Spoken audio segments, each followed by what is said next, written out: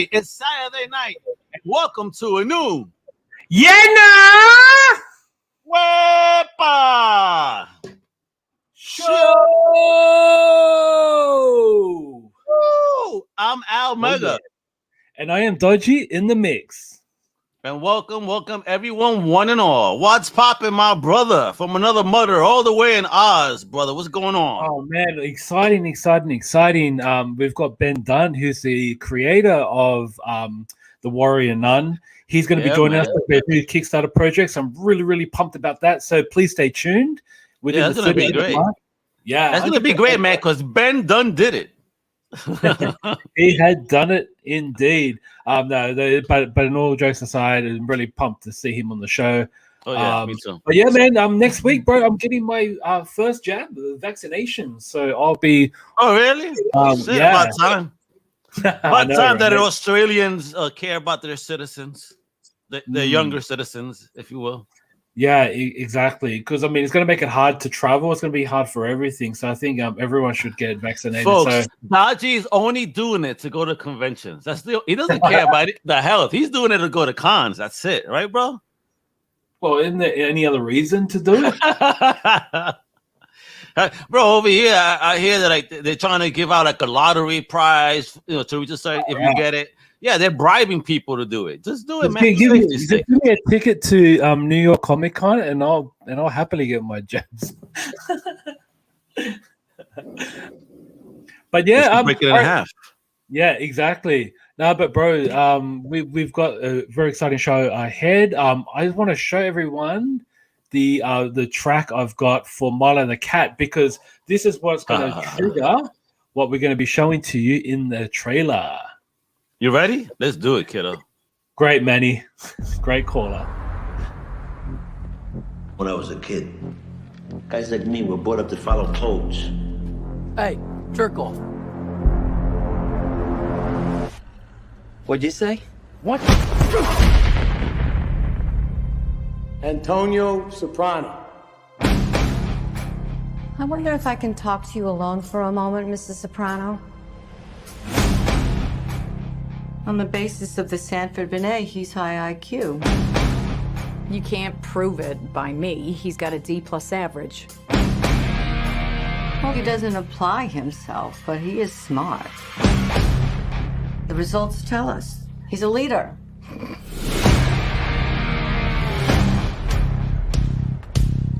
Ankle Dick. Growing up with the family takes a toll. Maybe an ambassador to England or France. You're my nephew. Might like to gamble. I want to do whatever I can to help you. Maybe a businessman. My gift to you. I want to go to college. I can't get called for shit like this. Look, you take the speakers, right? At the same time, you say to yourself, this is the last time I'm ever going to steal something. It's that simple. Let me go talk to him. He only listens to Dickie. Gotta do something about Dickie Malasani. Maybe some of the things you do aren't God's favorite.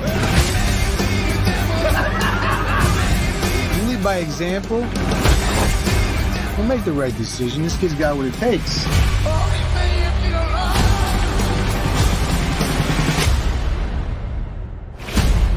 As far as your nephew goes,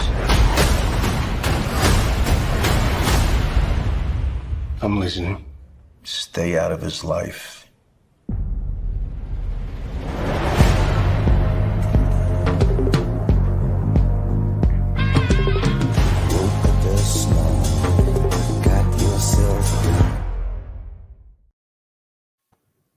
Wow, just wow. You're not shitting about wow. I mean, that is effing amazing. That's what that is. All right, so I know you wanted to wait before we even continue there. Let's do that fun one. All right, let's do that. Okay, but hold on, I gotta do this. And basically this is the actual show. So The Sopranos. All right, give us a minute. Hold on. Jesus Christ.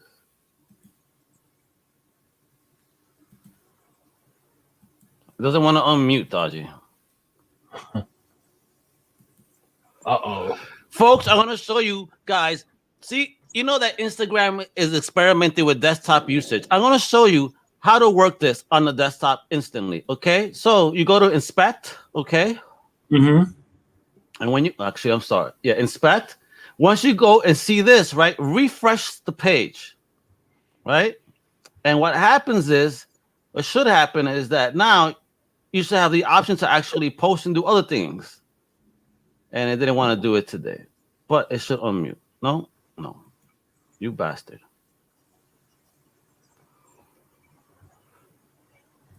Dodgy, I think you're going to need to go and check it, do it yourself with a screen share, bro. Because I can't get the audio. Oh, wait, did it? Oh, God damn. Wait a minute. God damn it. Yeah. And Manny, that's the Sopranos right there, yo. They kind of the prequel, if you will. My man Imp left a tech and a 9 at my crib. Turned himself in, he had to do a bid. A 1 to 3, he be home the end of 93. I'm ready to get this paper, G. You with me? Motherfucking right. My pockets looking kind of tight.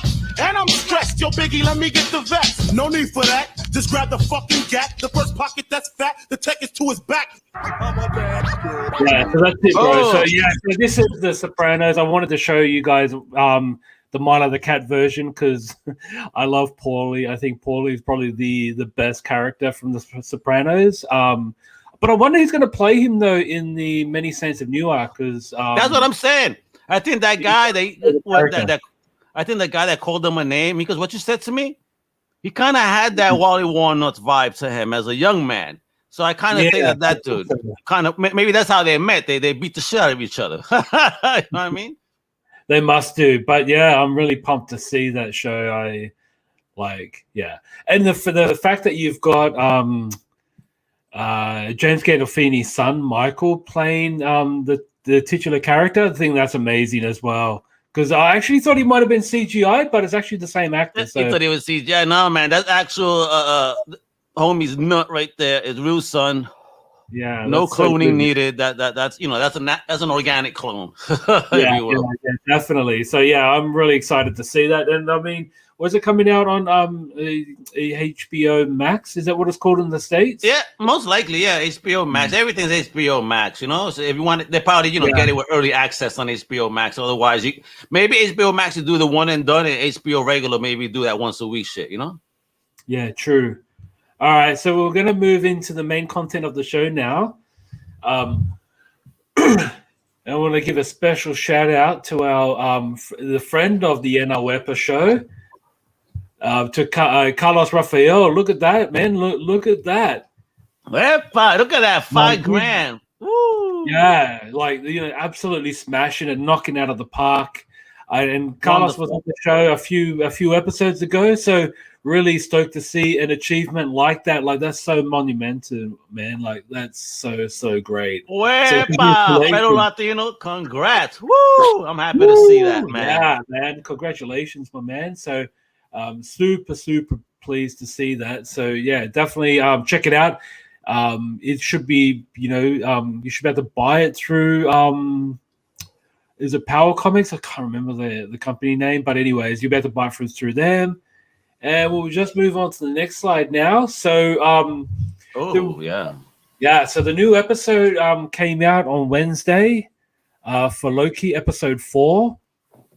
Oh man, that was really intense. But it was. Yeah, and I mean to see that the TVA, their soldiers are actually variants, like they got like variants punishing variants, like that's truly intense. Not even, people taken out of time, if you will, kind of fucked up and brainwashed. Yeah, I mean, we get the whole plan here, everything that's going on, and we still don't really know who the big bad is because we find out who we thought was the big bad is not really a big bad at all. Yeah, like they were mechanical. So yeah, that was truly deep. And even Mobius, he discovered the treachery that was happening within the TVA. So yeah. And then we thought that Loki was killed, but was he? Like, that's the thing. Like, the next episode, because in the very same episode, then he tell her we don't die. Exactly. You know, so if that's the case, then I mean, wait a minute. Did you see the post-credit scene? Dude dressed up in the classical Loki. Bro, that's what I'm saying, bro. He looks so fucking funny in the OG costume, and it is done so bad on top of it. Like, but it's like done the Kirby way, you know, like the like he has no body shape. It's just he's just wearing the outfit. A whole baggy outfit, just a green and yellow bag. Yeah. But you know what? Let's see what happens. I hope it works when we see more of it. But we only saw it at a glance, so absolutely a glance, you know, and we saw different things. So I'm looking forward to it. Again, you know, it's we're gonna get this Doctor Strange movie with the multiverse. So all these Marvel shows are going to tease us pieces of that multiverse for sure. And, you know, obviously we're getting the big teasers here. TVA variants. No, they're out of the multiverse. Get variants. My ass, you know what I mean? Yeah, I'm looking forward to that. All right, moving on to the next slide. The next show that came out this week, the Bad Batch. That was a pretty good episode, I must say. So they had that Ravi Singh. He was kidnapped for basically kind of had that imperial feel to it, where you know, like dictators taking over their country or their planet per se, and then having to stand up against them. And it was kind of like it felt like very much like a I don't want to bring up past events, but World War II, when a lot of countries were taken over by Germany, and it kind of felt like that. But it was a fun watch. It was definitely worth a half hour of time. It was so cool, and taking out tanks and shit, like that was fun. Yeah. I really enjoyed that episode. Yeah, well, again, anything that has violence, I definitely love it. You know, animated violence. Folks. Yeah, and it's great that they kept they kept Omega at home. So they kind of see more of that these days. Yeah, keeping Omega out of the action, but she had her own fun in her own different way. Playing with those toy monster sets and shit, like that was funny. Yeah, it was different. Yeah. Again, the shows, I'm not like 100% fan. It's cool, that's all for me. It's cool. Yeah, it's cool. This was a fun episode, that's all. On my side. Yeah. No, fair enough, bro. All right, move on to the next slide. Oh, okay. Snap. All right, so this is where we'll be covering a bit more of the, the new comic book days side of things. Now, so the Revelations come out this week, so they're going to have this cover, and also the Mignola cover that we've covered a few weeks back. Is it here too, Dodgy? Do I move forward? Hey? No, it's not. Okay. It's not here. Tell me when, bro. All right, man. So, so it's definitely, it's definitely out this week. And it's actually co-written by Kevin Smith, so he's got a bit intake in this book. Definitely on my pull list. I've picked this up. So some people are already complaining about it because they wanted this to go on the same narrative as She-Ra, But give it a chance. You guys haven't even watched it yet. I know, right? You know what I mean? Like, to get the same narrative as She-Ra, it kind of like, it's like Thundercats Raw. It's, I don't know, man. Exactly. I can't stand that shit.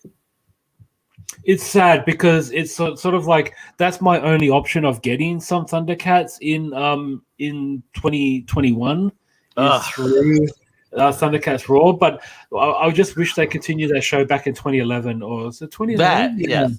Back then, that was a fantastic show. Yes. They were on the right track there. It was fun. It was different. It was modernized the right way. It was gritty. It was dark. Man. It was good though that they had the Robears in it. That was pretty great. So this book is written, Kevin Smith with Rob David, and featuring art by Mindy Lee. So haven't really seen the interiors of this book yet, but the covers look amazing. I'm down for it. You haven't seen the interiors, Dodgy? Not yet. I actually want to wait till I get the book, so I'm pretty pumped. Okay. All right, I'll leave you alone because I was about to give you a scoop, but I won't tease you. All right. That's all right, my man. So we'll move on to the next slide because we've got the next book that's coming out from Bad Idea, written by Zeb Wells and art by David LaFuente. Yep, you got it. La Fuente, you got it, Dodgy. Exactly. So this is it's about a version of Santa Claus, sleigh bells, as you can see the title there. So I don't know, man. This looks like it's very much. Fun. It looks a bit satirish compared to their other books that Bad Idea have brought out. So yeah, I think most comic book stores are limited to one per person due to the limited run that these books have. So yeah. But rest in peace, Bad Idea, man. They closed publication at the end of the year. Far out. That's a bit that's a bit bad. So yeah. I guess it was a bad idea to do this. Who knows? Maybe it's a good idea for someone to buy them out and keep it going. So these are very, very limited. So check it out if you can. And we'll move on to the next slide. So gorgeous cover, yeah. Okay, there's going to be a lot of variant covers for this book. So Extreme Carnage. If you keep moving along, bro, we'll see the other variants. I love this one. This one's like a trading card style. Yeah, gorgeous. Yeah. And then that was so cool. Yeah, Agent Anti-Venom. Cool. So I moved the banner so we can see. And there's this. I picked up the Scotty Young variant. Like, I just love Scotty Young's variant covers, man. Like, stop pulling. They're all tangled. Yeah. It's like when when kids get their hair tangled together. Like, that's pretty great. That's awesome. Yeah. And this is the actual main cover. It's wraparound. Like, looks pretty. Yeah, but how many Venoms? And that's not even showing main Venom. Type of symbiote. Yeah. So it's basically a continuation of the King Black. So I haven't actually read that yet, but I know anything Donny Cates touch turns to magic. So hopefully it is a good run. I haven't read it yet, so I'm definitely intrigued to see. He looks cool as fuck, though, bro. I know, right? Yeah.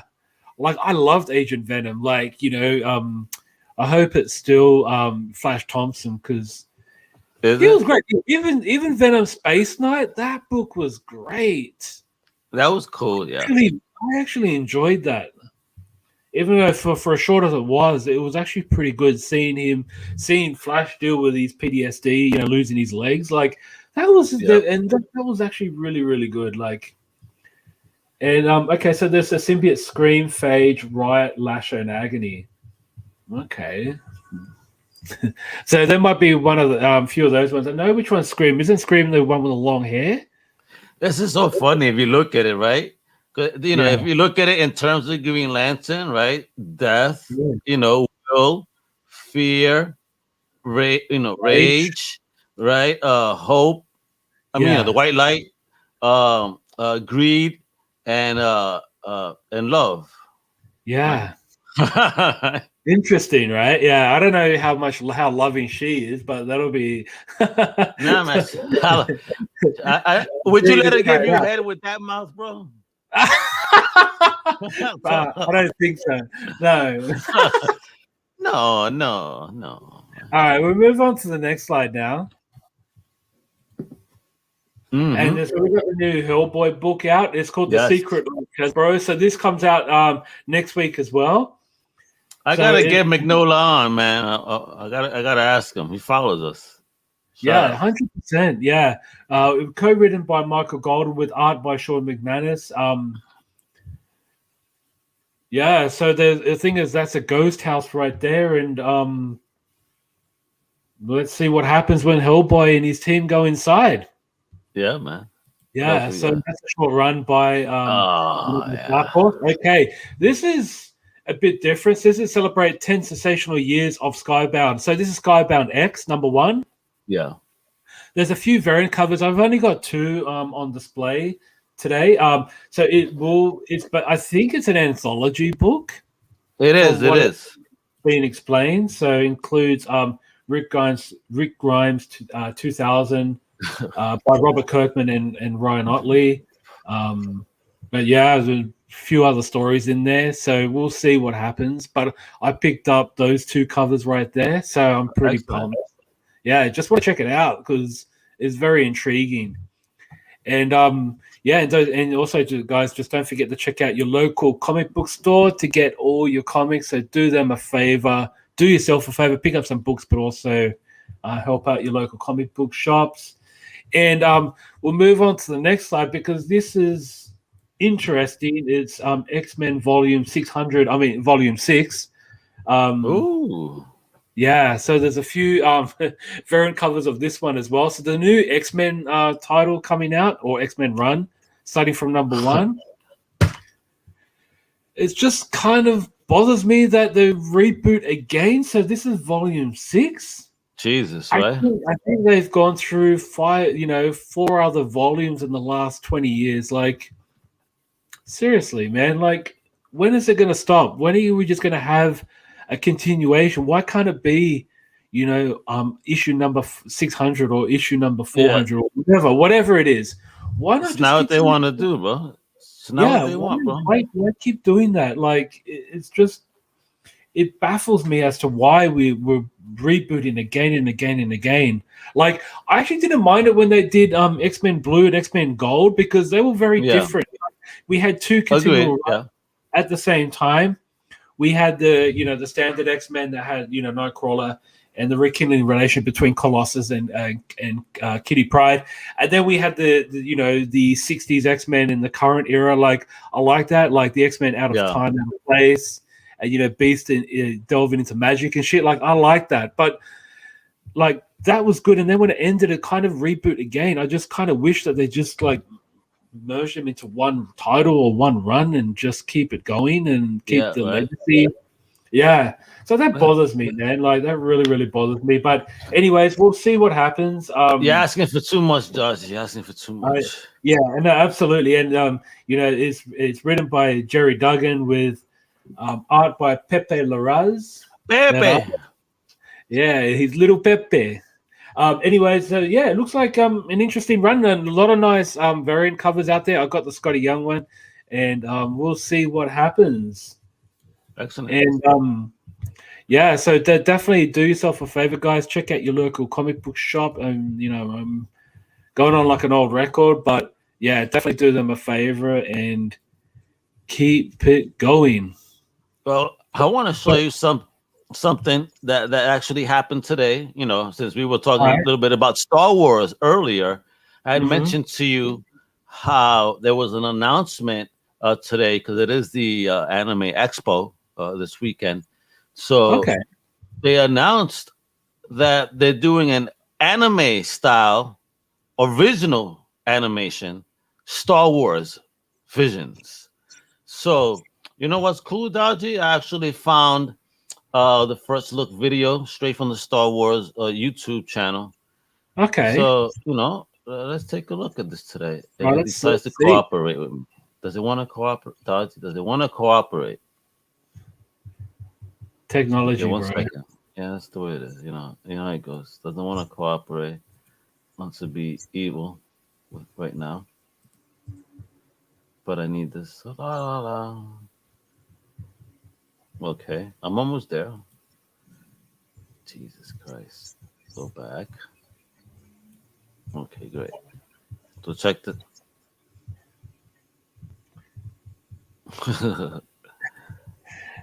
Here we go. No. I forgot. Add to stream. I need audio. Is it giving me the... Do you hear it? No. What the heck just happened here?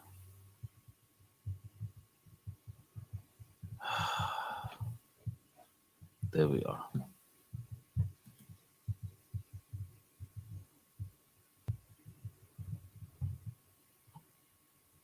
Folks, this is internet. Isn't it wonderful? Absolutely. Do you hear it? Nope. All right, so it's a problem. Let me move.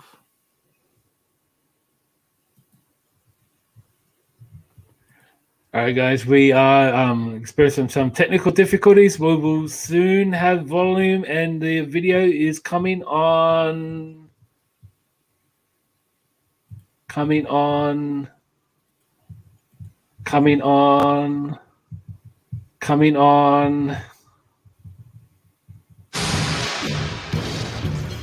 What do you sound? Star Wars Visions is going to be an exciting anime anthology series coming to Disney Plus in September. Japanese animation inspired a lot of the people at Lucasfilm over the years. We loved the idea of seeing Star Wars expressed in that way. Ooh.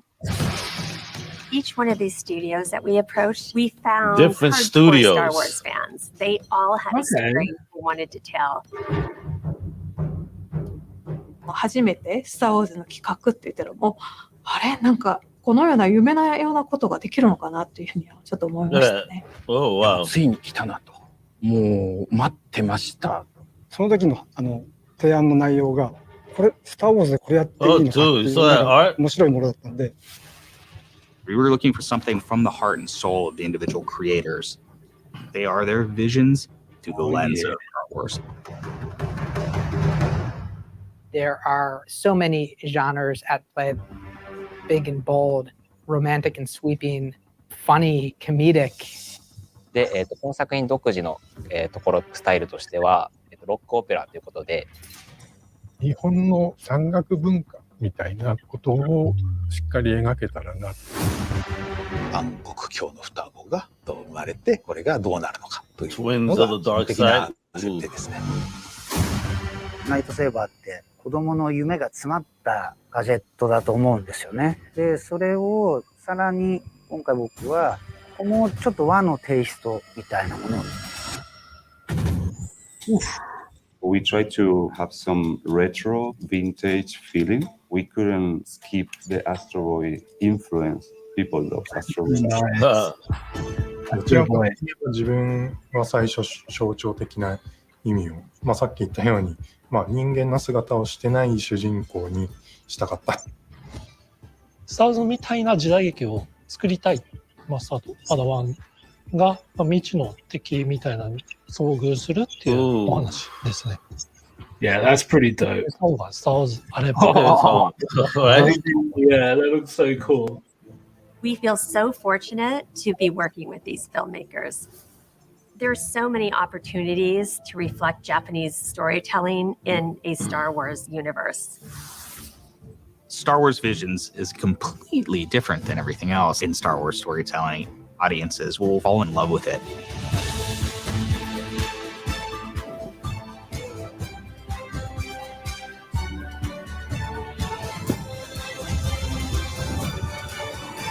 Okay. Oh, wow.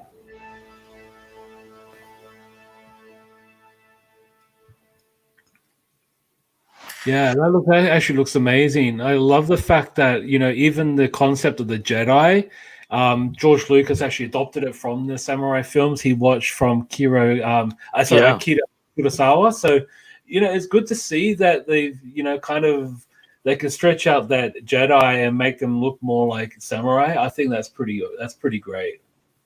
Yeah, it looks fantastic. And just the art in itself, the animation. I mean, what the only thing I hope is that they don't get too emo, which is something that they tend to do. You know what I mean? It gets a little too deep, and then it's like, okay, enough already. Please, stop. But I mean, if there's going to be short stories, I think they might just focus on the action. I have a feeling that's what I sense based on what I'm seeing. But who knows? I mean, some of it might get, it may actually never hit, mainstream Star Wars. But it's just good to have that, what if story or that one-off little tidbit there. So yeah, it definitely looks exciting. Yeah, I'm looking forward to, again, I guess sub to something else, right? So if you don't have Disney Plus Star Wars fans, you better get it ASAP because this looks great.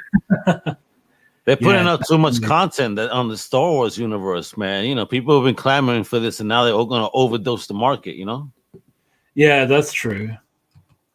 Well, I mean, but I think that Star Wars has been neglected for a number of years, but at the same time, we don't want to overkill. I mean, I think Mandalorian was probably the best thing that happened to Star Wars since the Disney purchase. Yep. Yeah, I think that honestly, that's the best thing that's happened since the Disney purchase is the Mandalorian. I mean, the previous films were fun, but they weren't great. That's for sure. Not a big fan. Well, again, like I said, I was never the biggest fan up until Rogue One. That I enjoyed. I enjoyed Mandalorian a lot. So let's see what's popping from there. Oh, bro, and did you see that? They're teasing already the Batman Long Halloween Part 2, and not just that, because they're gonna do this as part of the Comic-Con at home, San Diego Comic-Con. So for the it's not going to be a lot, obviously a physical event, but they're going to do it virtually. Yeah, and so they're going to highlight Batman the Long Halloween Part 2, right? And then they're also going to highlight the next part of the Mortal Kombat Legends Battle of the Realms. Okay. Ooh. Did you see that first Mortal Kombat animated? No, I haven't. Last one? Not a massive Mortal Kombat fan, I must say. Do you like karate? I mean, kung fu. I mean, all that martial arts. I do. Yes. So then you're gonna enjoy this. It's a kick-ass flick, and then the way that they kind of use that power, how you get that chi, if you will, that energy. Yeah. So, it was dope. Let's see. I liked it. So that's on and guys, if you want to see the news, of course, visit Comic Crusaders. It's of course. right over there. Exactly. See, and it's called Anime Expo Light this year. Lucas is supposed to be attending on our behalf, and hopefully we'll have some cool updates and whatnot. And now, have you seen the Shang-Chi covers too? Like Shang-Chi, recently the cover was him fighting Captain America. Now you got him about to tangle with Wolverine. I mean, Shang-Chi is trying to kick everybody's ass, and Marvel, what's going on?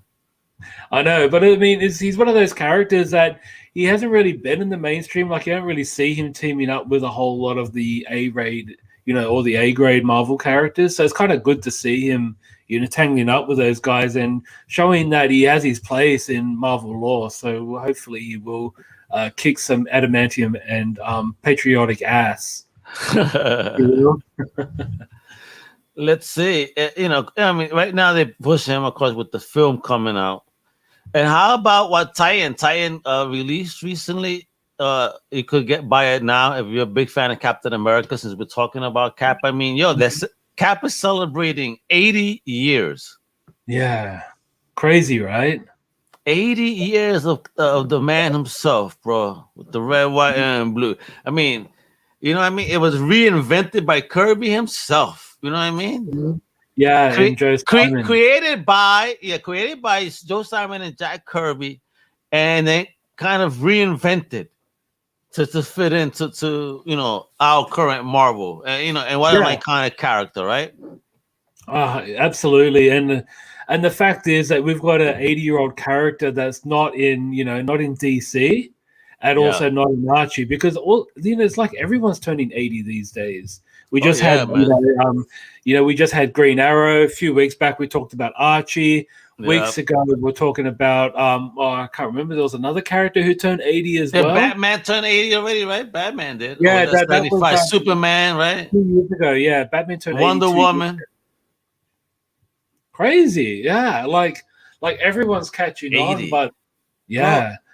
Yo, that's endurance of a character. Though 80 years is no joke, bro. Yeah, I mean, if you think about it, man, soon, I know, Mickey Mouse turned 90 a few years ago. So shit! All right.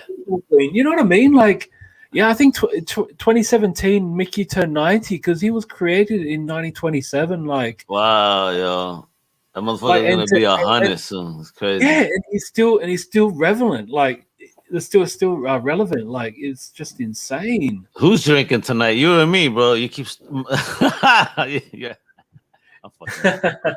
Yeah, I know, right? Now it's the morning blues. The morning blues, bro. That's why I forget, bro. When you text me before in my morning, he goes, "I'll send you the stuff tomorrow." You know, in my mind, for my first thing is tomorrow or Sunday, but for him tomorrow, I forget. It's still my same day. Yeah, you know. Exactly. Yeah. Well, when I say tomorrow, I'm talking about my time, bro. Hey, take it easy. You know what I mean. Oh, and how about Black Widow? Goddamn, finally coming out. Are you excited to watch it? I am, but it's kind of like, like, wow, the action figures came out over a year ago. Yeah. Oh, yeah. Yeah. Hell yeah. Usually the toy line hits maybe like 1 or 2 months before the movie comes out. But the toy lines are long. Like, I think they're still in production, but it just kind of like, you can see the characters already in their full element. But a year later, the movie's actually coming out. I guess it makes sense. Bro, I don't know if you've seen this Spider-Man cover. Let me share the screen real quick. This cover is just gorgeous, bro. Check this out. I feel like getting it, but again, speculators, bro. Take that make subscribe comment out of there, bro. What you doing? There you go. Look at that cover. Okay, so Tom Gleason. Is it Tom Gleason? That one. I'm not sure who did that one. I mean, mad people. Yeah, Patrick Gleason. Yeah, Patrick Gleason. Yeah. No, that web. Yeah. There you go. Web head variant. Yeah. He's always doing those sort of that negative coloring, type art. Yeah. Yeah, but that's fire though, ain't it? Yeah, it really is. Like, it doesn't have that profile look like this. But no, I actually don't mind it. But I know those covers are hot. They pretty much sell out fast. Yeah, bro. Talking about, but we're talking about hot comics, good stuff, history, legends. I think we have somebody that's ready to join us, Dodgy. So actually, I think we do. Bring in, let me actually put this little screen up over here. Is this going to be our next segment, Dodgy? Yeah, it certainly is. It's going to be Kickstarter. So we've got a special guest. Obviously he's created some, marquee comic books, one being a Warrior Nun Areala. We have Ben Dunn, who's got a special, very successful Kickstarter project. And we're going to have him on next. So please stay tuned.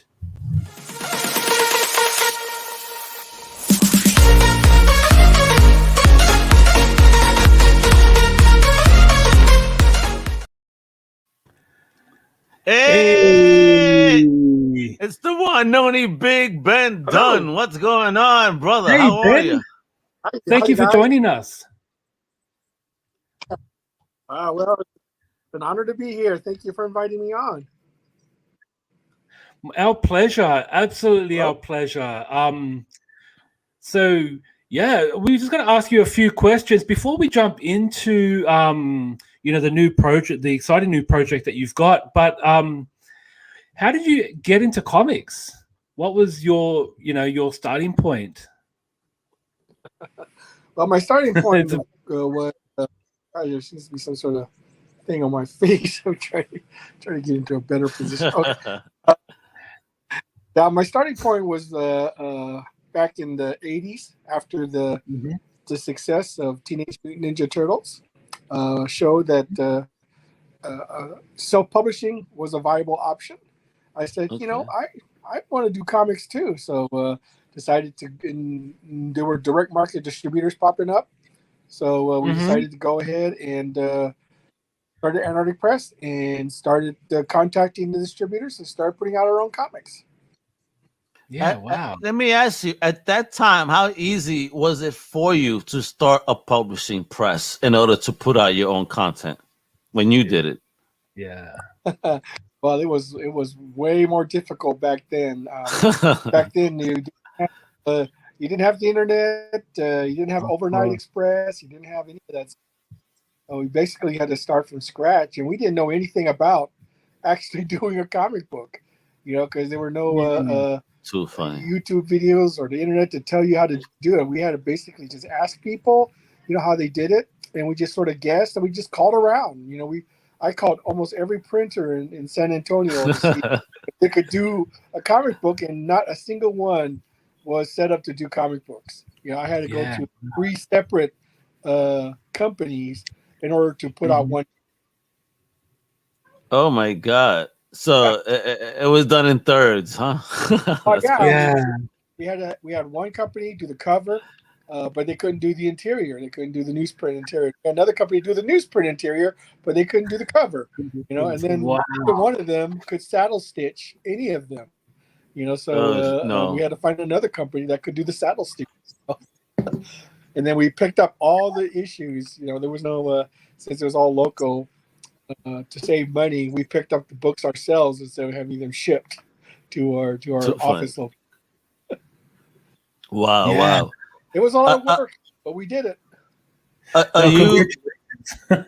I just want to know: Are you originally from San Antonio? Raised there? No, my father actually is from Taiwan. Okay. He came over to study, and he loved the U.S. so much. I was born in Taiwan, so okay. So, we immigrated. We lived in Kentucky for a little while. At what age? At what age you came over? How old were you? I was about a year old. It was Okay. around 1965 when we came. Okay. Oh, nice. And, then we moved to San Antonio around 1970, and I've lived in San Antonio until the year 2001, and I moved to Dallas because of my wife's work. Okay. You like Dallas? Yeah, I love Dallas. I just love everything about Texas and the United States and everything. It's just a great country. I love being. Awesome. Fantastic. Do you go back to Taiwan at all? Yes, I went back to Taiwan in 75, 76. And then I went back again in 1980. And you haven't been back since? No, I haven't been back since. Just life gets in the way, and True, yeah. Most of my I don't speak much about it, and most of my relatives are here, actually, in the United States. So there's really no reason to go, and it's a long trip.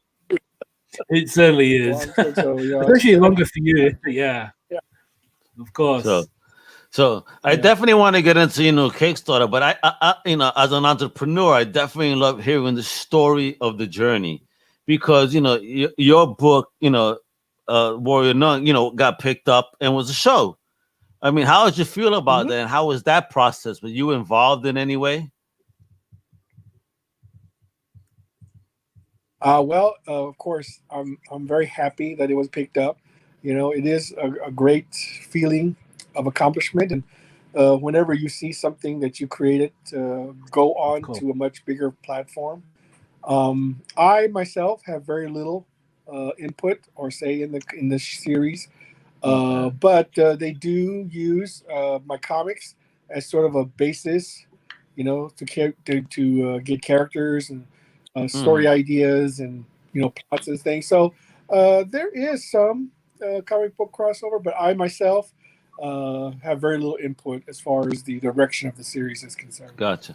But were you happy with the that physical representation? Were you happy with the end result thus far? Oh yes, I'm very happy with it. I mean, it's really quite an accomplishment that it even got done. To be honest, of course, I mean, who would have think that a comic book called Warrior Nun would ever become anything but just a weird, off the wall, small independent comic book. See, that's what makes me want to ask, man. I mean, did you go to a religious school or something, and you had a bad, nun that was beating ass everywhere? That was your inspiration. Where did that come from? Well, actually, yes, I attended middle school, Catholic middle school, and it was run by nuns. They were very strict. I will tell you that much. The Warrior Nuns in there, they weren't anything like the real nuns that ran that school. And I went to Catholic high school, so I was very well versed in Catholic, Catholicism, symbology and the religion and everything else. And I really have a decent background in it. So I figured, it was an idea that was just waiting to happen. Yeah, but I gotta ask, did you see one of the nuns in your school fight or something? And it said, "Wow, she moves like a ninja." And you said, "There it goes." Well, I tell you what, they sure handle those rulers like swords. I can tell you that. Don't tell me you were a bad boy. If this is how they would treat their students, they would definitely beat up on any demons or monsters or vampires. They would show no mercy. Ben, don't tell me you were a bad boy in school. Oh no, it was very good, very good. Or at least that's what I remember it being as. I survived. Yeah, and also I just saw that Warrior Nun. I've seen there's been action figures based on the character as well. I think that's pretty cool. Mm-hmm. Well, how did you get into that? How did you get those toys into production? Well, actually, a company called us asking us whether we wanted to do toys, and we never thought that was even feasible or even possible. Yeah. But they showed that it was, possible, and that it could be done at a very reasonable cost at a low print run, because, I had no idea how to make toys, no experience. I know that Todd McFarlane at that time started coming out with the Spawn toys. So that was sort of, he set the precedent for independent people to be able to start doing toys and action figures. So we said, okay. So he gave us the numbers and we thought it could work. So we designed the first Warrior Nun figures. We had no experience in designing toys. So the first batch that came out was, kind of bizarre looking, but we learned a lot. We learned a lot from doing that, and we got better as the time went on. But in that time period, the same company was also attracting other independent comic book companies, and they too were able to get action figures out as well, based on their characters. And unfortunately, because of the huge influx of a lot of action figures all at once, it caused a crash of the action figure market. And I don't think it's ever recovered since then. But recently now, with the technology as it is, and with overseas manufacturing being available now, we're starting to see more and more independently produced action figures and toys, which I think is a great thing.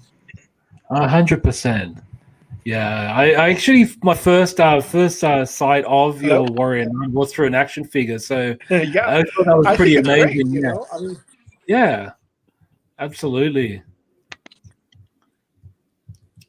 So let me ask you. So you've got these new. Get that last. You're. No, I was just saying that. I was muffled. Yeah, sorry about that. I was just saying that it was amazing to see that my first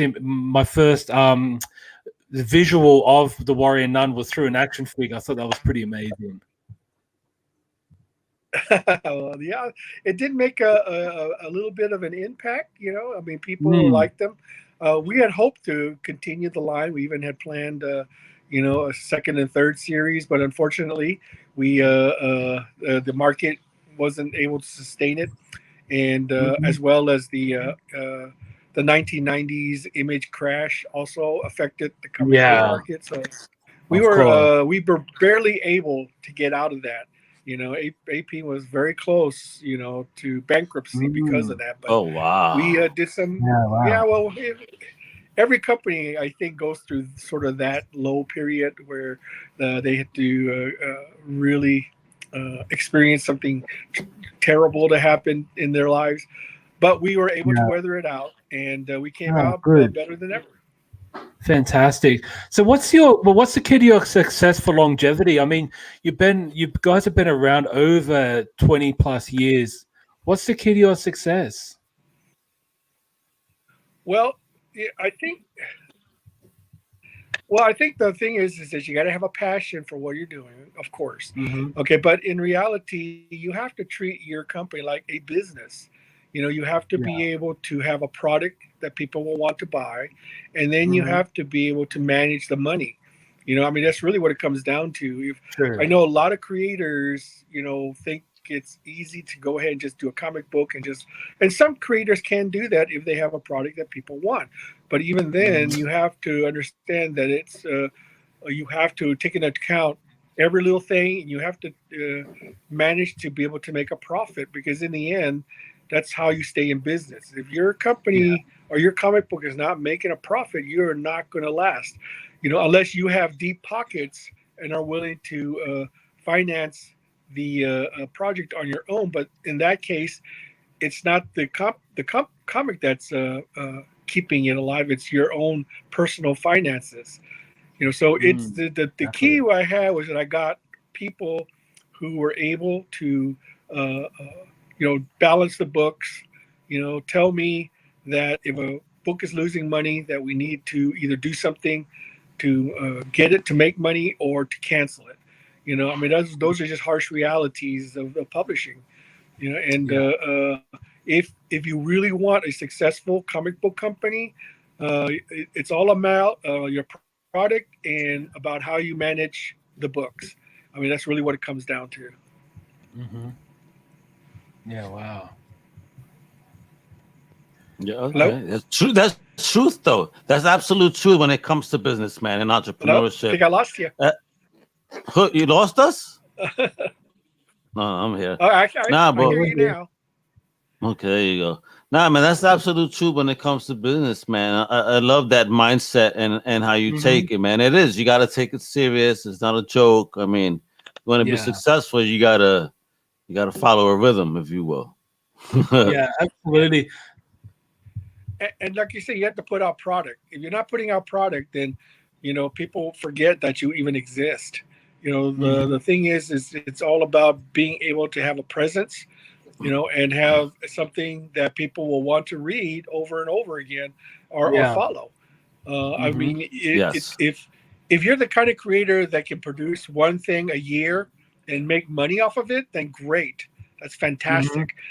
But those are creators that very aren't unique. that many creators who can do that. Yeah, that's exactly there's some right. who can, but there's a lot who cannot.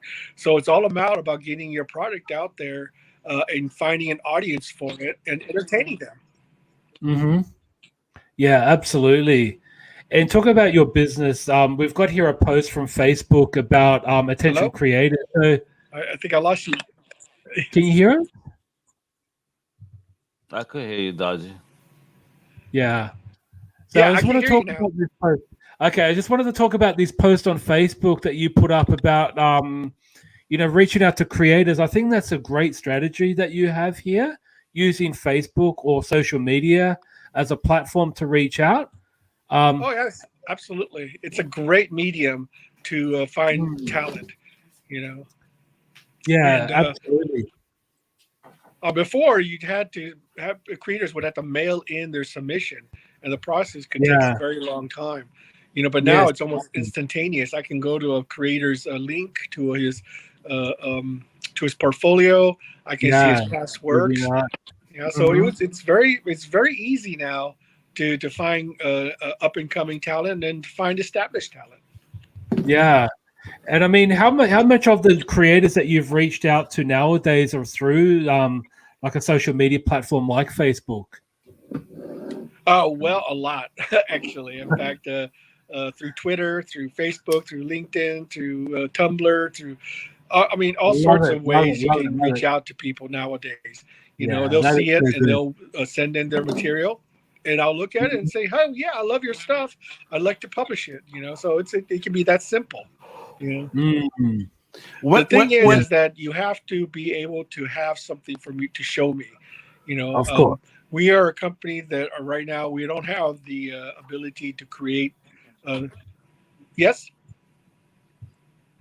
No, I was gonna ask: Yes? Is there any? Yeah, I was gonna ask: Is there anything in particular that your company is looking for now? And then on top of that, how is it that you judge? What are the key elements you look for you to say, okay, this is something that represents us? Well, for Anarch Press, the most important thing is that it's got to be print ready. I mean, I hate to say that, but it's just one of the realities that we are faced with, because if the book is not, I mean, you can send me a script, you can send me pictures, character designs, but in the end, those are fine, but they don't do me any good, really. Now, if you send me a complete story ready to go, then 99% of the battle is done. Okay, so I can look at it, make a judgment based simply on what I have in front of me. Now, I mean, I'll be honest, a lot of it is personal taste. I mean, I look at submissions, and if it's something that grabs me, then I'll tell them, I'll send them a little disclaimer to show that what is expected, and if they agree to that, then we can move on to the next step. But if they don't, then we're upfront and honest about everything, so that they know exactly what they're getting into. If it doesn't feel like it meets their needs, then they can simply walk away and no harm done. They can just say, well, no, it's not for me.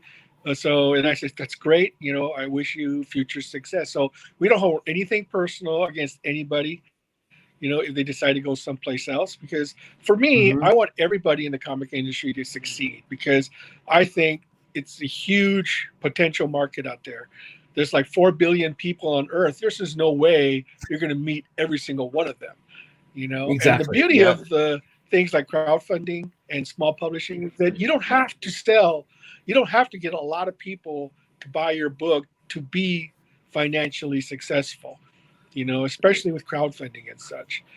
So in the end, what it really comes down is the quality of the work, and if I just simply like it. Now, I'm not the only one who makes the decisions. We have other editors on staff at AP that also go through and evaluate all the submissions, and then they too can decide whether or not it's something that we'd be willing to pick up or publish.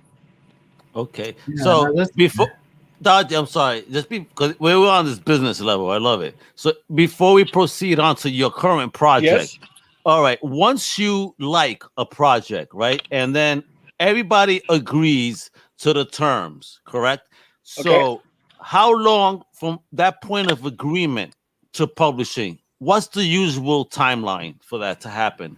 Yes.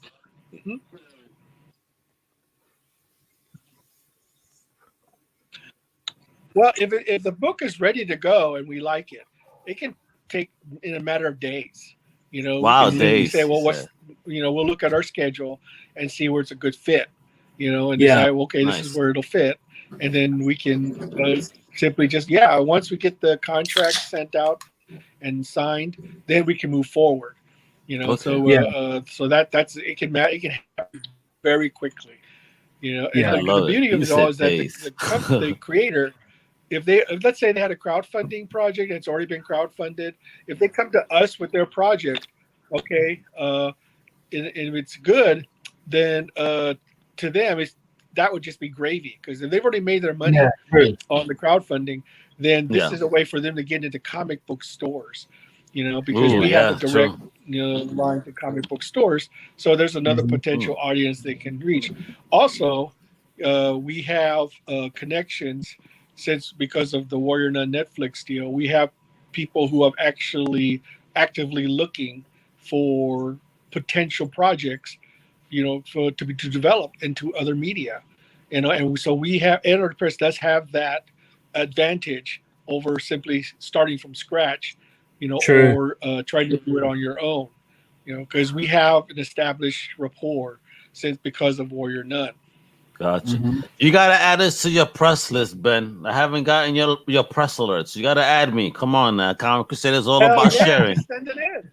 All right. Man. I'm loving it. So, Dodgy, man, talk to people about this amazing Vampire Ninja and why it struck a chord with you to have Ben on. Because we were dealing with with a fellow creator of yours. Well, the idea came because of Warrior Nun. We since AP no longer owns the rights to Warrior Nun, we decided, well, let's create a new character that fits in the same universe. And one of the things that we do have still in control of is I still have the ability to create new characters in the old Warrior Nun universe, the comic book universe. Yeah. See, a lot of people don't understand that the Warrior Nun Netflix is totally separate from the Warrior Nun comic book universe. Oh, okay, okay.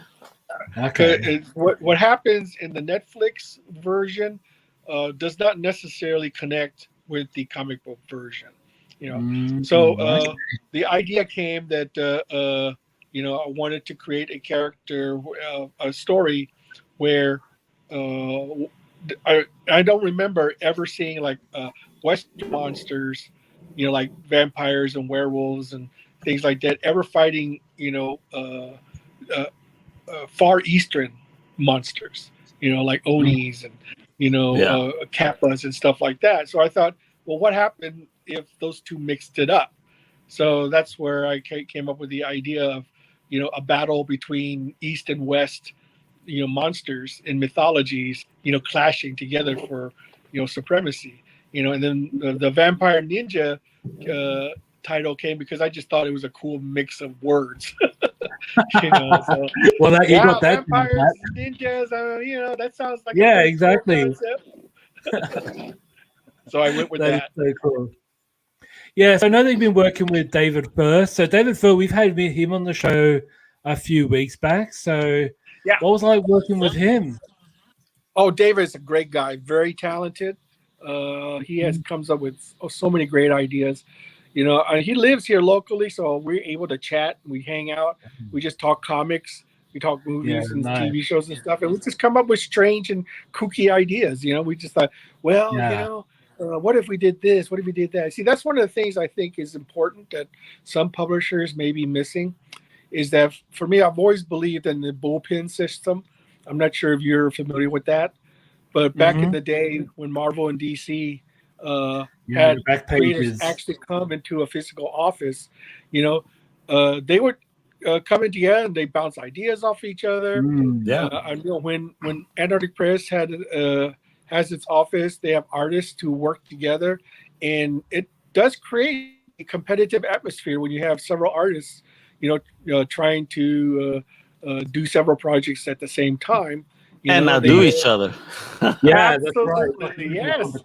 Yes, you hit right. Exactly. I mean, they'll look at, says, hey, that's cool. I gotta do better. Exactly. Yeah, and that's the atmosphere I'm trying to create. Within our Antarctic Press is, I want to try to get people, local talent, if at all possible, to come in, and we just hang out and we draw, and see what comes out. So how accessible is talent in your area? I mean, how do you meet that talent? Do you have local shows? Well, I have an office, where I encourage anybody local to make an appointment, come in and we'll talk. Show me your stuff. Show me what you're capable of doing, and if it's something that you're willing to put your time and effort and talent into, I'm a receptive audience. I have the capability to get your stuff published, so it's really up to you to create something for me to publish. I mean, I can't publish vapor, I've got to publish comic book stories. You come with me with an idea of a story and I like it, then your chances are pretty good that I'm going to want to publish it. So, but unless you're a big jerk, and in which case, maybe I'll have second thoughts.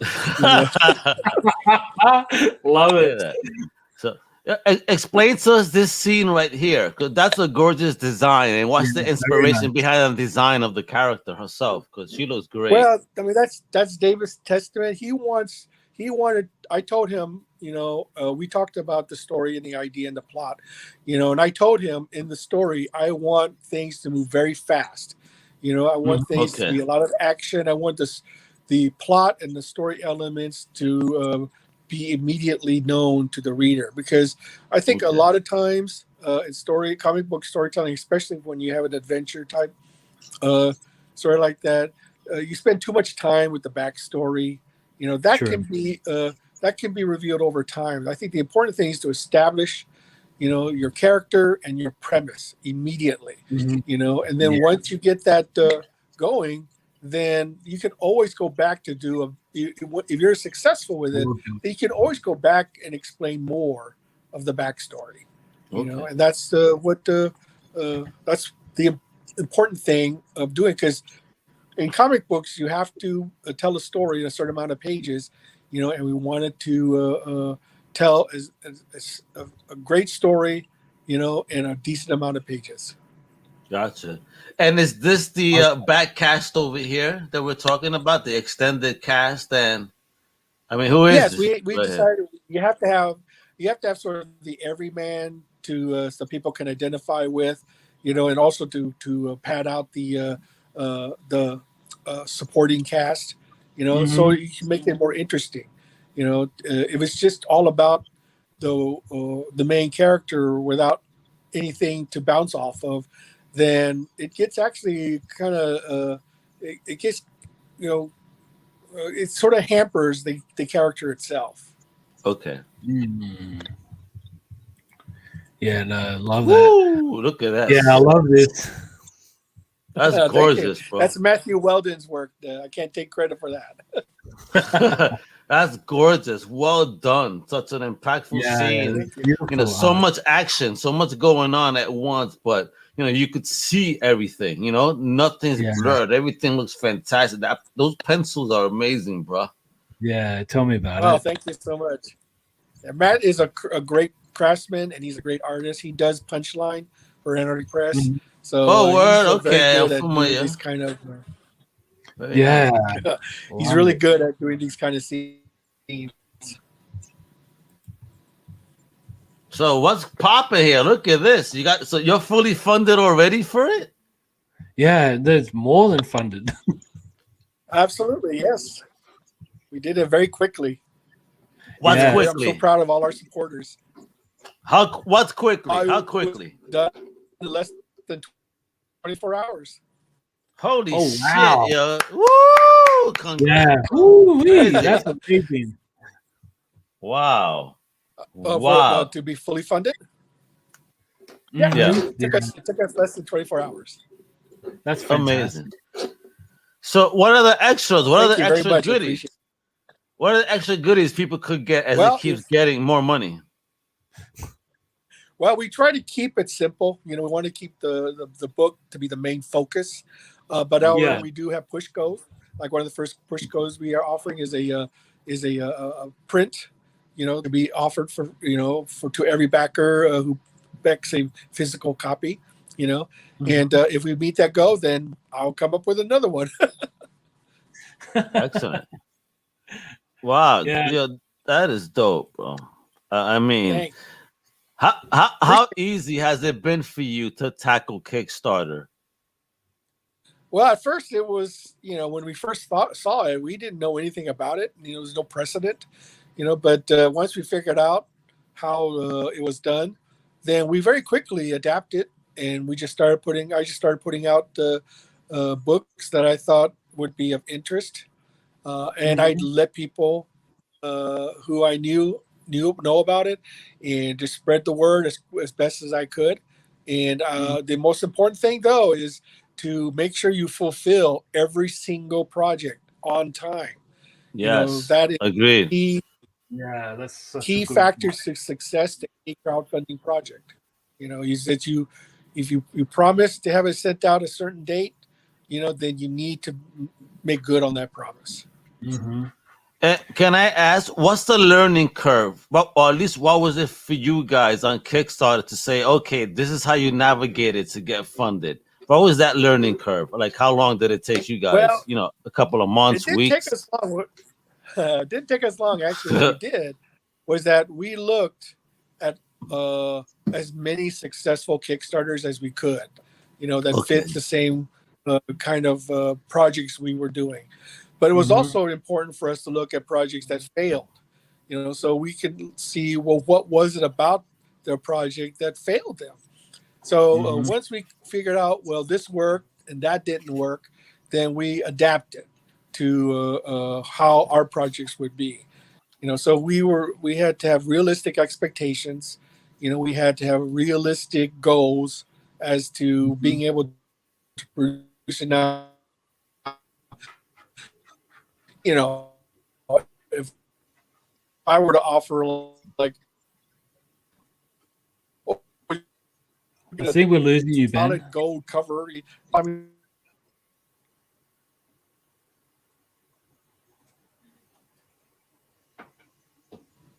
yes, and you have to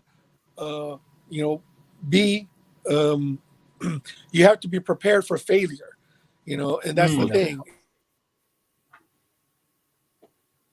You should not give up. You should just keep trying, learn from your mistakes, and seeing maybe I asked for too much, or maybe I was doing too many things, offering too many things. I mean, you just have to look back and see why your campaign didn't work. If your campaign did work, then fantastic. Just do exact same thing that you did before, and just try to make it better. There you go. Yeah, great lessons. Yes. So, can I ask you, just in terms of Vampire Ninja, yeah, would this actually hit Antarctic Press? Would this be in comic book stores once published? Yes, Antarctic Press has already picked up, and they're going to serialize it in horror comics. So, but the Predator version will be in full color, while the AP version won't be. And also, you'll get to read the whole story in one volume, as opposed to being cut up into two separate volumes. And there's also Matt is doing some new covers, for the Kickstarter version. So it's going to be a little different than the AP version. Okay. Interesting. I like that. Yeah, I love your business mind, Ben. You're a wicked entrepreneur. I'm inspired by you. Thank you, bro. For real, man. You got me thinking big, bro. Even bigger. Because definitely. again, not many people that are like us. I mean, you as probably the Asian community. Just thank you for being so creative, doing a successful little business, and showing everybody like, yo, you could do it. Come to America and look what you could do. I mean, you definitely model. Exactly. You did it. I love it. I tell you, if nobody like me can get a Netflix deal, anybody can do it. I mean, amazing. That's really what it really comes down to is you got to have a product, or a concept that is you have to be passionate about, and you have to put in time. I mean, Warrior Nun is an old character. I mean, if you really think about it, I introduced the character in 1994. In the 90s, kid. In the 90s, exactly.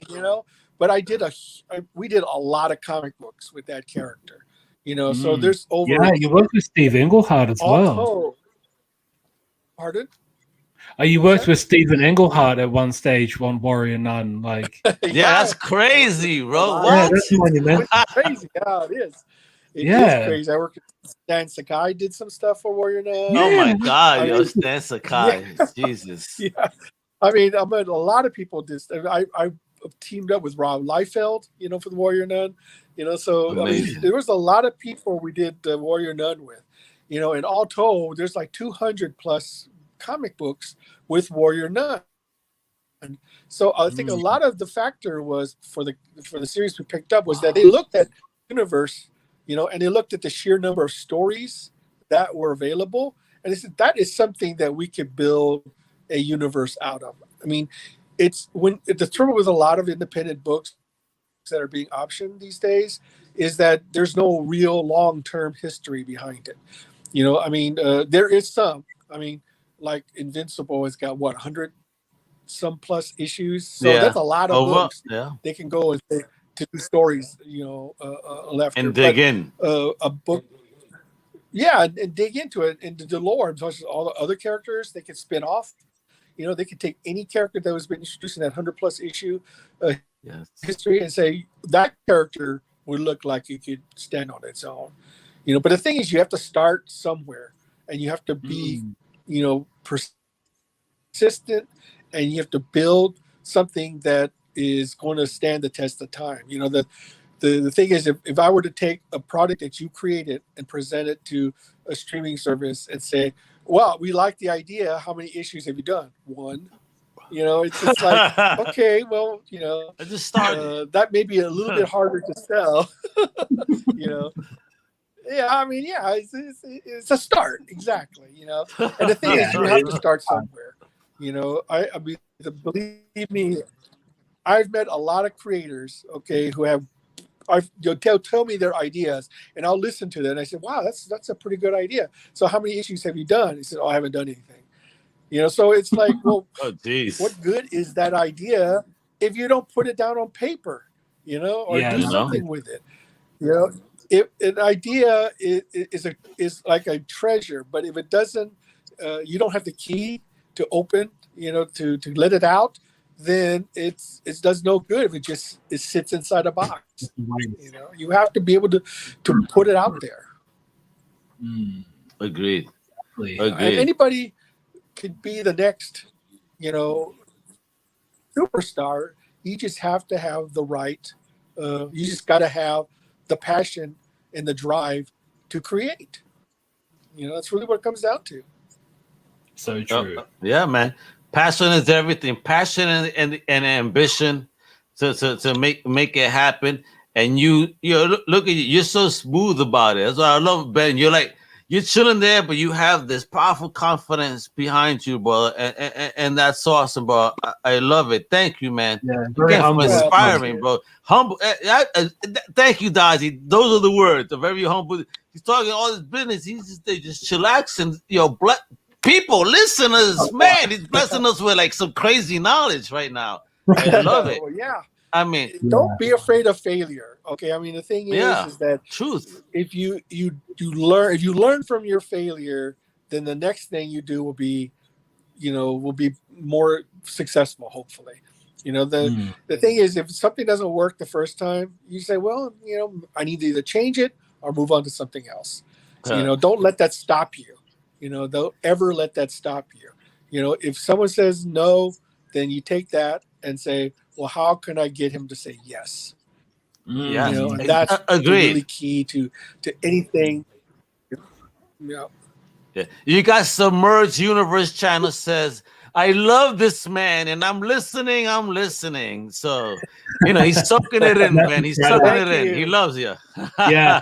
Can I just ask you, have you ever come across a project where you're 99.9% you're sold, but you just needed to tinker it a bit? Have you said that to anyone who submitted some work?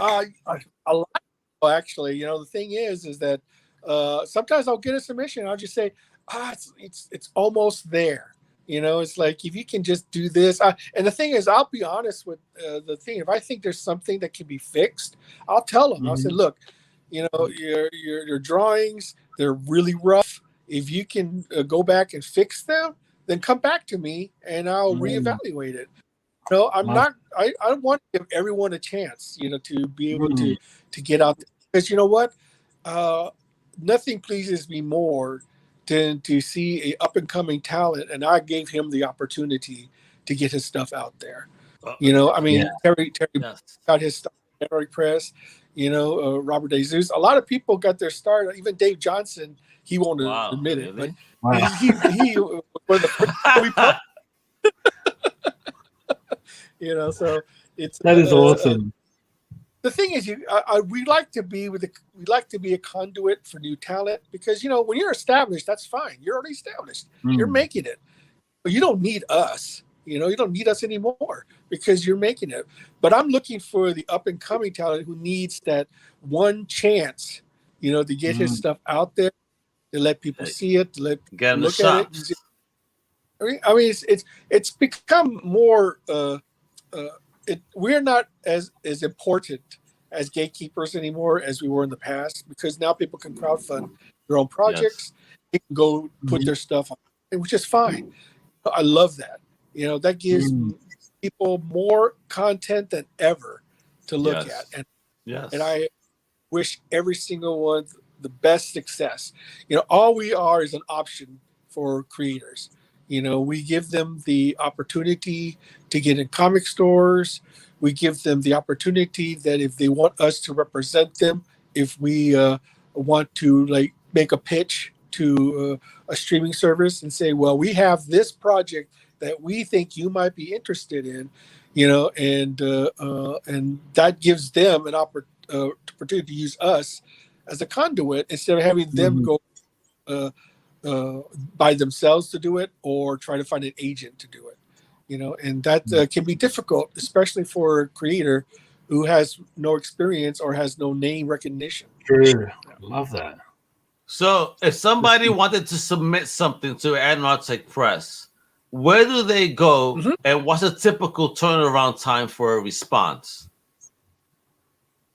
Well, they can submit. I have an email address and stuff too, or I have also Facebook pages of the various anthologies that we do. You can contact me directly on Facebook, proposing to me what you have. And usually, typically, I try to answer within 24 hours, if not less. You can ask almost anybody who submitted to me. I usually try to answer as quickly as I humanly can, because I don't like to keep people waiting, because I know I wouldn't want to be kept waiting.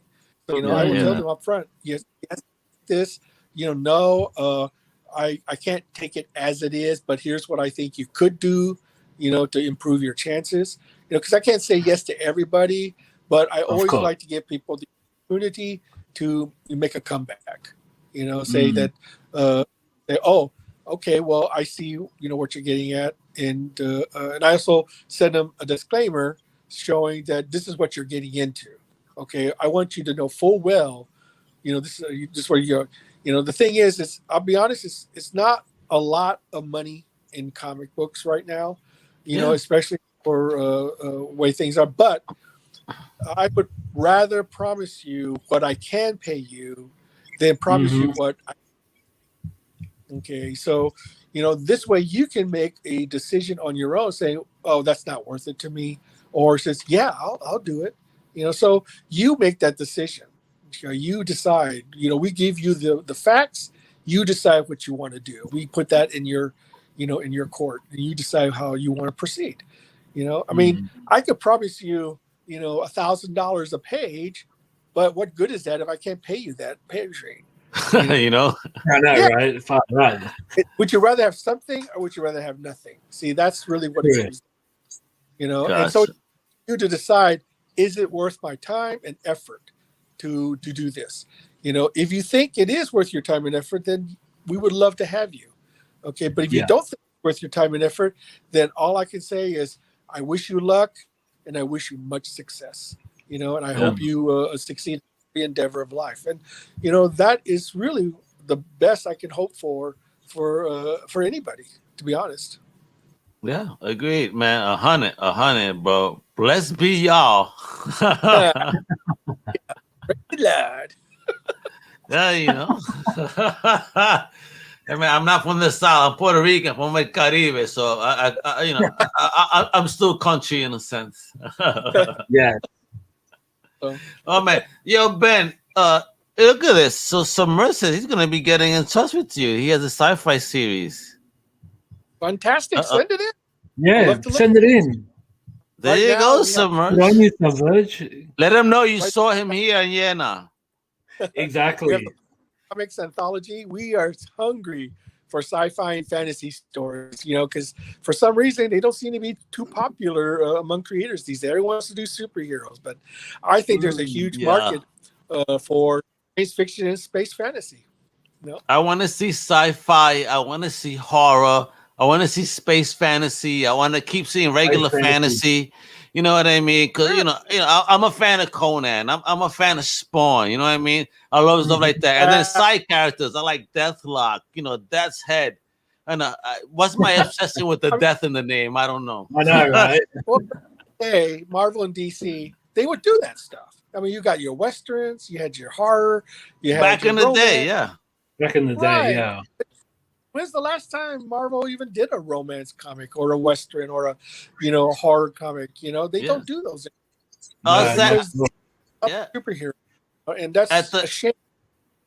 But at the International Comic Crusaders, we talk about the romance comics a lot. At least it's brought up a lot because those were big sellers in their time. And now, with women and a lot more females coming back to the comic market, I mean, let's not lose them to manga. I mean, comics had some great, romance books. You know what I mean? But we're losing all the girls to manga and anime right now. Yeah. Well, yes, that's but I don't see that as to being a bad thing. If that's what not bad, but I want girls to read comics, more comics to there's some good stuff out there, ladies. Trust me. Sure. And all they got some good stuff. Ask yourself this question: why are females reading more manga? Why?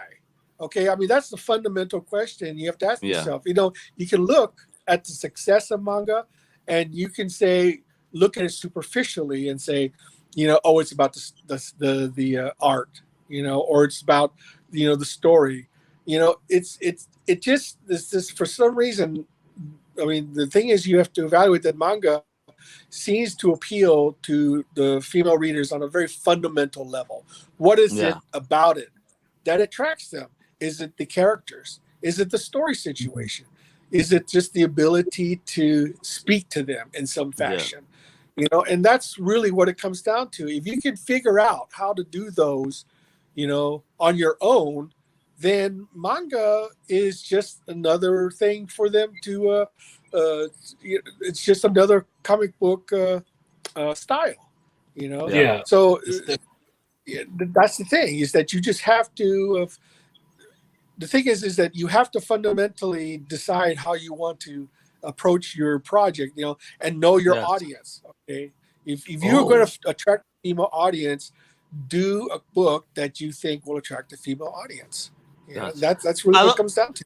Okay, I don't want to keep you much longer, so I want to end with that question then. So, will you step into an anime manga type narrative within an Arctic or maybe a future project?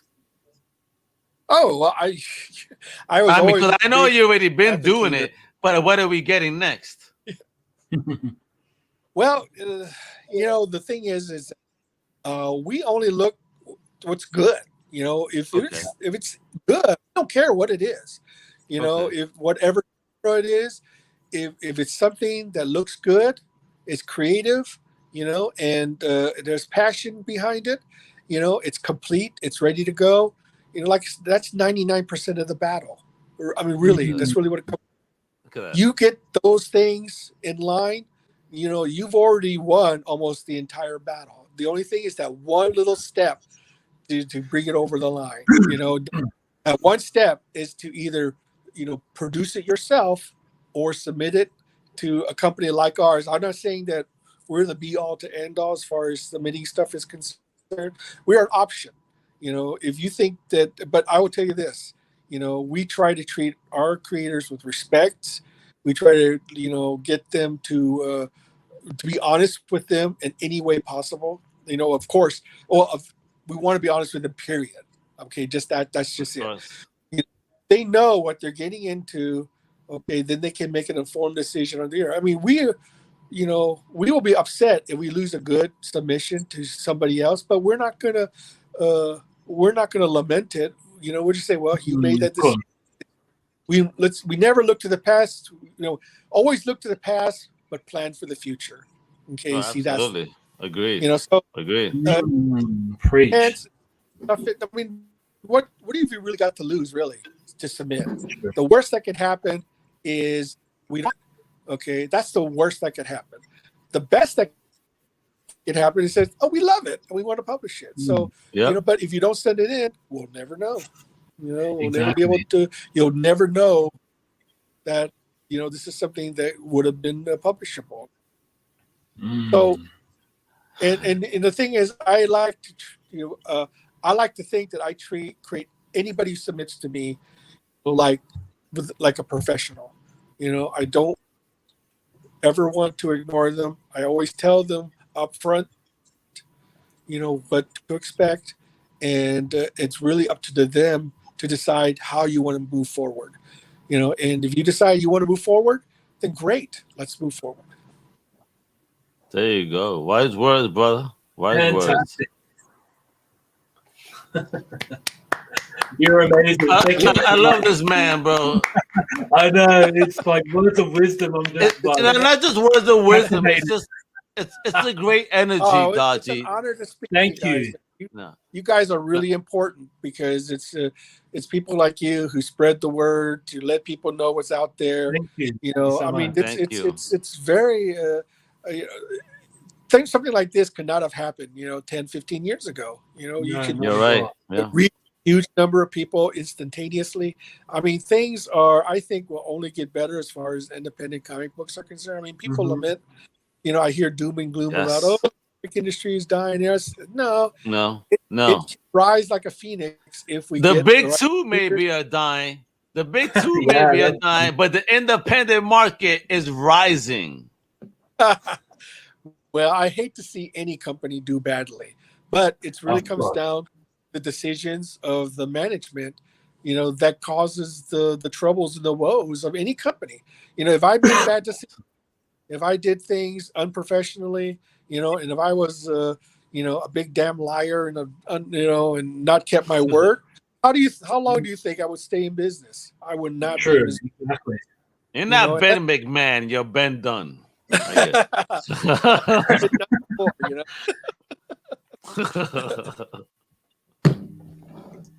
I love you, amazing. bro. I'm just messing with you, but you're awesome. Thank you. Well, I don't mind. I always think that it's great to be able to laugh at yourself every once in a while.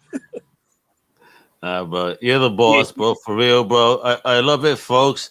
Visit Analytic Press, support the project is still alive, right? You're still collecting that paper, right? Yeah, I think we have 17 days left, and Jesus Christ! I mean, funded in 24 hours, 17 days to go.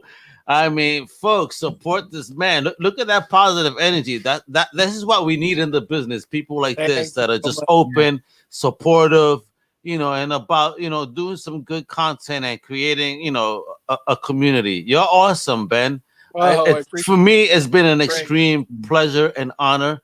I'm Dodgy, bro. What an amazing guest you brought on, bro. For real, Thank you. Another star, another gold star for Dodgy. Absolutely. Thank you. You guys are great, and don't hesitate to ever contact me at any time. Now, Thank you so much. I'm You're gonna so hit you amazing. up because you got to put Absolutely. Comic Crusaders on the press list to make sure that we at Comic Crusaders have the opportunity to showcase your product, but also review your product. You know what I mean? Yes, please. And let them know how awesome Antarctic Press is. All right. Absolutely. And if you're ever in the Dallas area, look me up. Oh, absolutely, man. Because I'm gonna need somebody to tell me where the good barbecue is. Yes. Absolutely. I'll take you to the best. Thank you, brother. Go ahead, All right, Dodgy. thanks, man. Oh, thank you so much, guys. You take care. Bye, brother. You too. Thank you. Care. Bro, what an amazing guest, bro. Yes. Yo, Big Ben Dunn, son, getting it done. My Yo, goodness. he is so positive and like forward thinking and inspirational. I mean, for real, he wants people to succeed. I love the energy, the way that he brought it. I mean, that was great. Great energy. You were talking before a few weeks back about a creator with energy, or like a Stan Lee type persona. I think Ben Dunn would be the nearest. Maybe for indie. I mean, just talking love. I mean, again, Todd talks like that. I mean, next week, Johnny's gonna talk to Rob Raphael. Dodgy, you believe that? Can you believe that? That's amazing. Yeah. We keep scoring legends. Another scoop. You know who Bud's gonna talk to? Who? Jim Shooter, the legend. Oh shit! So they kept that under wraps. We're keeping stuff. Yeah. Yo, listen, on the Comic Crusaders World YouTube channel right here, folks, you better like, subscribe, and put on notifications because the legends are coming. And they keep coming. Because, we just did McFarlane. We just did Ben Dunn just now. He's a legend. and right there, you know what I mean? For real. Yeah, Bro, definitely. How did you score this, Dodgy? How did you score this great chat with Ben? Because he definitely is a cool dude, man. On Facebook. I messaged him on Facebook, and when I sent the message the following day, I checked my message and I thought it was deleted. So I thought, shit, he might have blocked me. But that was just my phone. So I had to refresh my phone, went back into the chat, and he actually replied, said, I'd love to be on the show. And I was like, yay. Yeah, nah, right? Yeah, nah. But I was like, oh my gosh. No, because I actually thought like he'd be like, yeah, you know, like, yeah, get out of here. But no, I was like gobsmacked. So, and to see the product, the man in front of us was just like an absolute honor. And I swear to God, like this is probably one of the most exciting moments of my short career here on the Wepa show. So short career. Yo, bro, we've done this 21 Saturdays in a row. See, folks, consistency. All right, show some love. If you love us, if you know what we do, help us pay bills too. All right, Cash App. I'm gonna say this. You know where that. Shit. I'm just, you don't have to. I'm just saying, you know, you feel it in your heart. That's all. You want to make it happen. You know, you could send funds there. It helps pay the bills to make sure we got StreamYard keep going because they're knocking their book collectors. You know what I mean? Everybody else. Yeah, but definitely, folks. If you have any ideas or if you've got anything, just shoot us a message. Chat. Wait, not just that, Dodgy. If you folks know any talented people that need some attention too, whether they're in music, comics, film, you know, independent or big, we don't care, man. You know, if you're trying to get a step up and a leg up, the Wepa got your back for real. 100%. Because we are the show about nothing, but we talk about everything pop culture. So nothing and everything at the same time. Because listen, my wife says that you guys talking about nonsense. That's why it's about nothing. But actually, for us, it actually is about something. Que se jodan, coño. But what is it though? We don't know. Trying to get me in trouble, Dodgy. Don't get me in trouble, Dodgy. No, I won't. All right, guys. Thank you so much for joining us. Check us out next week, 8 p.m. Eastern Standard Time, or 10 a.m. Australian Eastern Standard Time. 10 a.m. Look at this. Yeah, 10 a.m. 10 a.m. on a Sunday. There you go. A Sunday, that is. Oh, he still got his pass. Look at that. That's my brother. Yeah, look at him. Look at him. From way back. All right, guys. See you all next week. Hasta la próxima, mi gente. Much love.